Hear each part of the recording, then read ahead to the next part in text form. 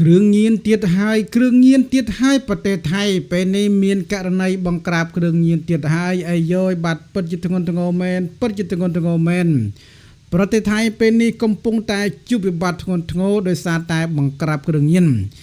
យ៉ាងណាកាលពីប៉ុន្មានថ្ងៃមុនក៏មានករណីដ៏អាក្រក់មួយដោយនៅប្រទេសថៃប៉ូលីសកូរ៉េបានមកចោះចាប់កន្លែងផលិតគ្រឿងញៀនគឺចាប់បានប្រមាណជាង50តោនឯណោះបាទពិតជាគួរឲ្យអាក្រក់មែនបាទប្រទេសថៃខំប្រឹងប្រែងបិទបាំងការពិតតែយ៉ាងណានៅតែចេញមកដដែលប៉ូលីសមកពីប្រទេសកូរ៉េបានធ្វើការរឹបអូក៏ដូចជាចាប់ដោយផ្ទាល់តែម្ដងបាទដោយសារតែពឹងប៉ូលីសថៃចាប់បានអញ្ចឹងចុះមកខ្លួនឯងតែម្ដងយ៉ាងណាយើងក៏មានព័ត៌មានសាច់រឿងផ្សេងទៀតផងដែរពាក់ព័ន្ធទៅនឹងករណីគ្រឿងញៀននៅប្រទេសថៃឥឡូវនេះដើម្បីកុំឲ្យខាត់ពេលវេលាយូរយើងមកតាមដានទស្សនាពាក់ព័ន្ធទៅនឹងការបង្ក្រាបគ្រឿងញៀននៅប្រទេសថៃជាមួយខ្ញុំបាទទាំងអស់គ្នាកម្លាំងជំនាញផ្នែកស៊ើបអង្កេតក្រុងបាងកកបើកប្រតិបត្តិការបង្ក្រាបឃ្លាំងស្តុកគ្រឿងញៀនដ៏ធំមួយក្នុងស្រុកលួង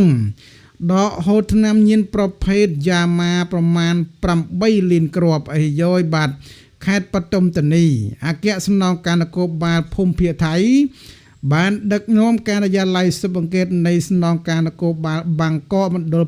6រួមជាមួយកម្លាំងបង្ក្រាបគ្រឿងញៀនបានបើកកិច្ចប្រតិបត្តិការស្រាវជ្រាវពង្រឹងការស៊ើបអង្កេតយ៉ាងក្តៅគគុកជុំវិញបណ្ដាញជួញដូរគ្រឿងញៀនឆ្លងដែនដែលបានលួចដឹកជញ្ជូនថ្នាំញៀនមកពីតំបន់ព្រំដែនយកទៅលាក់ទុកក្នុងកន្លែងឃ្លាំងស្តុកមួយកន្លែងនៅក្នុងតំបន់ជីក្រុងបាងកកបាទអញ្ចឹងទីក្រុងបាងកកគឺជាប្រភពនៃគ្រឿងញៀនហើយបាទក្រោយពីបានចុះពិនិត្យនិងតាមដានក្នុងភូមិសាស្ត្រយ៉ាងយកចិត្តទុកដាក់បំផុតកម្លាំងសមត្ថកិច្ចបានរកឃើញថាក្រុមក្មេងទំនើងទាំងនោះបានប្រើប្រាស់នៅឃ្លាំងមួយគ្មានលេខគ្មានស្លាកគ្មានយហោស្ថិតនៅក្នុងភូមិសាស្ត្រភូមិខ្លងសាមឃុំខ្លងសាមស្រុកខ្លងលួងខេត្តបឋមធានីប្រទេសថៃធ្វើជាកន្លែងលាក់ទុកគ្រឿងញៀនចរានគ្រាប់ចរានបាវដើម្បីត្រៀមចែកចាយបន្តទៅកសិករនិងអតិថិជនកិច្ចប្រតិបត្តិការនេះនាំទៅដល់ការខាត់ខ្លួនជនសង្ស័យ5នាក់ឬក៏5ក្បាលមួយឈ្មោះថាយុទ្ធនាហៅអាម៉ុនអាយុ24ឆ្នាំជាមេខ្លោងបញ្ជាពីផ្ទាល់ពីរឈ្មោះថាឆាត់ឆាផុនហៅអាប៉ែនអាយុ25ឆ្នាំ3ឈ្មោះថាណាឌឺហៅអាបុកអាយុ21ឆ្នាំ4ឈ្មោះអុកហៅថាអាស្អីទេបាបឿអាយុ16ឆ្នាំ5ឈ្មោះថាតែងទើជាយុវជនអាយុ17ឆ្នាំគ្មានឈ្មោះហៅក្រៅទេអាមួយនេះជនសង្ស័យទាំងអស់ត្រូវបានចាប់ខ្លួនកាលពីថ្ងៃ12ខែមិថុនាឆ្នាំ2026នៅវេលាម៉ោង 8:30 នាទីយប់នៅត្រង់ចំណុចឃ្លាំងគ្មានលេខគ្មានឈ្មោះខាងលើនោះឯង6រួមទាំងការបន្ទាប់ទៀតនោះគឺជាចំណុចស្ថានីយ៍ប្រេងឥន្ធនៈមួយកន្លែងគឺប្រេងឥន្ធនៈនៅក្នុងខ្លងសាមឃុំប្រថិបស្រុកធំយ៉ខណ្ឌតបុរីផ្ទះល្វែងបរិយល្បីឈ្មោះមួយកន្លែងនៅខេត្តបឋមធានីប្រទេសថៃក៏មានការលុបលាក់ថ្នាំញៀននិងគ្រឿងញៀននោះផងដែរបាទបទចោទប្រកាន់ជាផ្លូវការជនសង្ស័យទាំងនោះត្រូវបានចាត់ប្រកាន់ពីបទរួមគំនិតខុបខិតគ្នាជួញដូរនិងប្រើប្រាស់គ្រឿងញៀននិងមានហត្ថលេខាក្នុងការជួញដូរគ្រឿងញៀនផងដែរពីភាគីអ្នកទិញនិងភាគីអ្នកលក់បាទអញ្ចឹងមានទាំងពីរផុសតាំងច្បាស់មែនតែនបាទ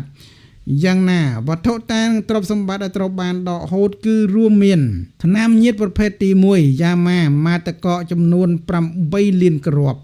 សារធាតុកេតានីនទម្ងន់សរុបប្រមាណជាង410ក្រាមមធ្យោបាយធ្វើដំណើរដកហូតបានម៉ូតូ Honda City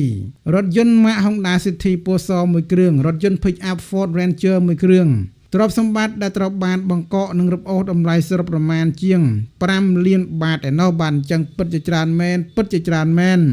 រថយន្តម៉ាក Toyota Commuter មួយទៀតពណ៌ប្រផេះរថយន្តម៉ាក Honda Civic មួយគ្រឿងទៀតអាយយបាទរថយន្តម៉ាក Honda Forza មួយគ្រឿងទៀត Honda ម៉ូតូ Honda Wave មួយគ្រឿងទៀតម៉ូតូ Honda PCX មួយគ្រឿងទៀតបាទទូរស័ព្ទ5គ្រឿងរួមទាំងទ្រព្យសម្បត្តិផ្សេងជាច្រើនទៀតអាយយបាទអញ្ចឹងពិតថា ពិតជាគួរឲ្យអស្ចារ្យមែនពិតជាអស្ចារ្យមែនប្រទេសថៃធ្វើអ្វីក៏បានដែរថៃធ្វើអ្វីក៏ចេញដែរជាពិសេសពាក់ព័ន្ធទៅនឹងការជួញដូរគ្រឿងញៀននេះតែម្ដងសាច់រឿងនឹងល្បិចកិច្ចកលនៃក្រុមអក្រិតជនតាមប្រភពព័ត៌មានពីកម្លាំងប៉ូលីសស៊ើបអង្កេតទី6បានដឹងថាកាលពីថ្ងៃកាត់ហេតុថ្ងៃ12ខែមិថុនាឆ្នាំ2026វេលាម៉ោង 20:30 នាទីខណៈពេលដែលកងកម្លាំងសមត្ថកិច្ចបាននឹងកំពុងបង្កប់ខ្លួននៅក្នុងទីតាំងជុំវិញនោះគេបានសង្កេតឃើញថារថយន្ត Honda Civic ពណ៌ខ្មៅមួយគ្រឿងបានបោកបញ្ចុះក្នុងឃ្លាំងខាងមុខភ្លាមយុវជន3នាក់ទៀតជនសង្ស័យទាំង4នាក់ទៀតបានដើរជិះរថយន្តដោយរឹកពីសង្ស័យគឺលេចលឺខុសប្រក្រតីកម្លាំងសមត្ថកិច្ចក៏បានបង្ហាញខ្លួននិងសម្រុកចូលចែកជេរក្នុងឃ្លាំងភ្លាមរហូតដល់ឃើញថាមានថ្នាំញៀន8លានគ្រាប់ដែលលាក់ទុកក្នុងបាវត្រៀមដឹកជញ្ជូនបន្តការបំបែកកូដក្នុងពិធីនេះតាមសង្គមក៏ដូចជានៅក្នុងការបំបែកទិន្នន័យនេះគឺឃើញថាប៉ូលីសបានរកឃើញវត្ថុតាងជាច្រើនដែលជនសង្ស័យបានប្រព្រឹត្តក៏ដូចជាបានធ្វើការជួញដូរនិងរួមទាំងសម្ភារៈផ្សេងទៀតជាច្រើនផងដែរយ៉ាងណាក៏មានការបំបែកកូដពីលេខទូរស័ព្ទដៃពីខ្សែទូរស័ព្ទដៃដើម្បីលម្អិតបន្ថែមក្នុងការឆែកថាតើជនល្មើសទាំងនោះប្រើប្រាស់ទូរស័ព្ទដើម្បីតាក់ទងនឹងណាខ្លះជនសង្ស័យនិងប៉ូលីសបានរកឃើញភស្តុតាងសំខាន់គឺការបង្កើតក្រុមឆាតសម្ងាត់មួយនៅលើកម្មវិធី Messenger ដែលឈ្មោះថាហើយតែឯងចុះអញបានទាំងអស់ហើយបាទឈ្មោះគេលុយបាទក្រុមឆាតត្រូវបានប្រើប្រាស់ដើម្បីបញ្ជាក់អំពីការចែកចាយនិងប្រើប្រាស់គ្រឿងញៀននិងការជួញដូរបាទបងប្អូននេះគឺព័ត៌មានពាក់ព័ន្ធទៅនឹងការជួញដូរគ្រឿងញៀននៅប្រទេសថៃបាទខ្ញុំមិនលម្អិតអីទេប៉ុន្តែគ្រាន់តែចង់ប្រាប់ថាប្រទេសថៃគឺសម្បូរណាស់គ្រឿងញៀនបាទមិនចេះខ្វះទេបងប្អូនណាចង់បានគ្រឿងញៀនទៅថៃទៅបាទមានហើយបាទតែចិត្តប៉ូលីសចាប់ដាក់គុកខ្ញុំមិនដឹងទេបាទបងប្អូនអញ្ចឹងព័ត៌មានយើងសម្រាប់ល្ងាចនេះបាទសូមបញ្ចប់តែប៉ុណ្ណេះសិនចុះបងប្អូនដែលមិនទាន់បានចុច Subscribe Channel កំណត់ New បងប្អូនសូមជួយចុចម្នាក់មួយផងដើម្បីទទួលបាននូវវីដេអូថ្មីព័ត៌មានថ្មីពី Channel ខ្ញុំបាទសូមអរគុណសូមគោរពលាជួបគ្នានៅវីដេអូក្រោយ